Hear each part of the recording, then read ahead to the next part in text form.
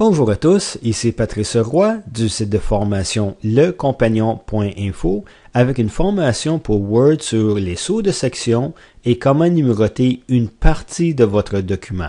Alors, un saut de section pour Word, c'est une séparation logique de votre document. Un saut de section peut être très petit, prendre une partie d'une feuille, comme il peut prendre plusieurs feuilles. Il n'y a pas une taille prédéterminée. L'idée est que pour chaque section de votre document, vous pouvez changer la présentation. Et on va faire un exercice avec les sauts de section dès maintenant. Et ensuite, on parlera de la numérotation des pages. Alors, premièrement, je suis sur la première page. Et ce qui m'agace dans Word 2007-2010, c'est qu'on ne voit pas immédiatement dans quelle section du document on se retrouve. Il faut activer cette option-là avant même de commencer. Alors, je vais vous demander de placer votre curseur dans le coin inférieur gauche de la feuille, d'appuyer sur le bouton droit de la souris et d'activer parmi les éléments l'option Section. De cette façon, on sera capable de voir le saut de section sur la barre d'état. Alors, activez l'option section et ensuite cliquez à l'extérieur des choix. Ensuite, vous verrez dans le coin inférieur gauche maintenant que vous avez non seulement le numéro de page, mais aussi le numéro de section. Alors, ici, on a la première page et je veux tout de suite commencer une nouvelle section sur une nouvelle page. Pour ce faire, je vais aller à l'onglet Mise en page. Et vous allez voir qu'il y a plusieurs options, dont saut de page. Lorsque je clique sur cette option-là, on voit vraiment toutes les options disponibles pour forcer le début d'une nouvelle page, le début d'une nouvelle colonne, ou vous avez aussi les sauts de section pour forcer une nouvelle page. En continu, on peut avoir plusieurs sauts de section sur une même page, ou on peut forcer une page paire ou une page impaire, selon les documents que vous faites. Alors, pour ce cas-ci, non seulement je veux un saut de section, mais je veux aussi commencer une nouvelle page. Alors, page suivante. Alors, si vous regardez l'indicateur au bas, vous voyez que je suis à la section numéro 2 de la page et aussi la page numéro 2 de mon document. Ce que je veux faire à partir d'ici, c'est changer l'orientation de la deuxième section. Je la mets à format paysage et vous voyez ce qui arrive à mon document. Alors, la deuxième page est en format paysage, tandis que la première est toujours en format portrait. Alors, pour montrer, généralement, on utilise le format paysage pour rentrer un tableau. Alors, pourquoi pas en créer un tout petit ici et démontrer qu'on peut l'utiliser pour un tableau. Mais ce que je veux faire aussi, c'est tout de suite insérer une troisième section. Alors, je retourne à Mise en page, la liste des sauts de page et encore une fois un saut de section et une nouvelle page. Alors, vous allez voir au bas, je suis à la section 3, la page numéro 3, mais elle est en format paysage. Je veux retourner en format portrait. Donc, je vais voir orientation et remettre à portrait. Et si je réduis un peu la taille de mon document, vous voyez maintenant que la première et la troisième page sont en format portrait.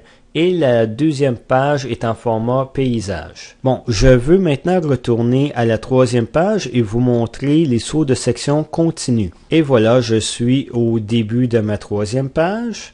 Je vais commencer à écrire un peu de texte. Alors, on va écrire un grand titre. Et puisque c'est un grand titre, on devrait aussi essayer de l'agrandir un peu et de le centrer. Et à partir d'ici, je retourne encore une fois à Mise en page. Et je veux faire un saut de section, mais cette fois-ci un saut de section continu. Je suis encore sur la même page, mais je vais insérer ensuite 3 colonnes. Et si vous regardez sur la règle, vous allez voir qu'il y a 3 sections. Je pourrais agrandir ou réduire chacune des colonnes, mais je vais commencer à écrire.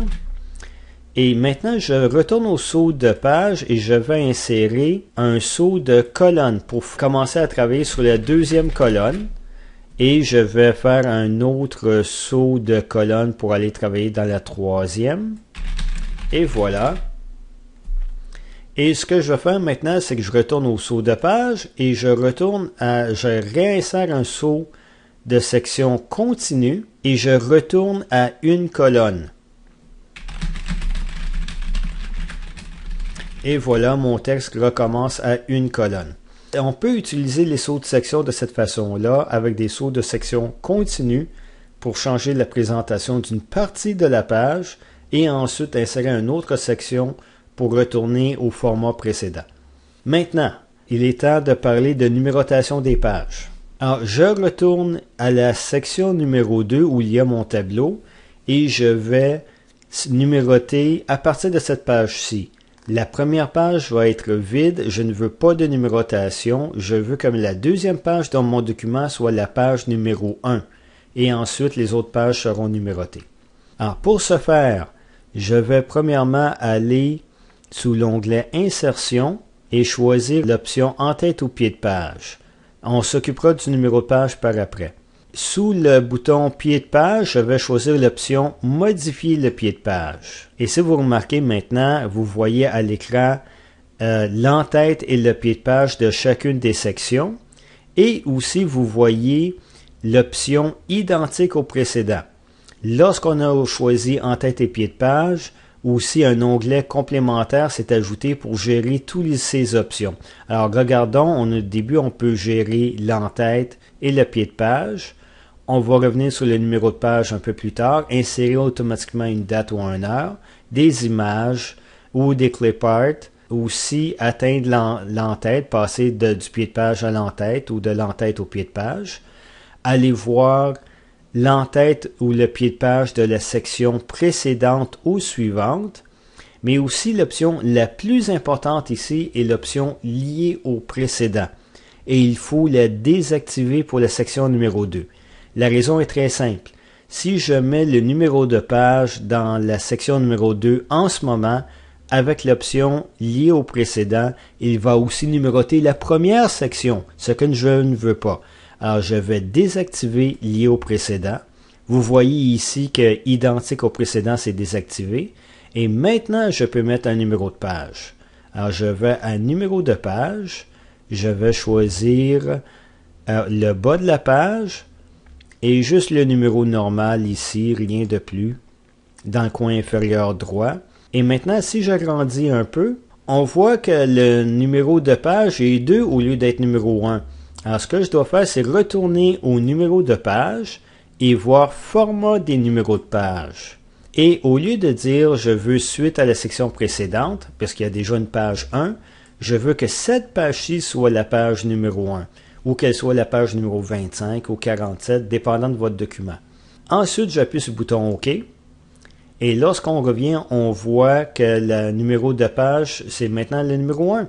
Et si je vais voir la section suivante, à cause que j'ai identique au précédent, il prend le format du pied de page précédent et le suit. Alors, c'est maintenant la page numéro 2. Si j'ajouterais d'autres pages, ça deviendrait la page 3, 4, 5 et ainsi de suite. Pour numéroter les pages, vous devez premièrement maîtriser les sauts de section.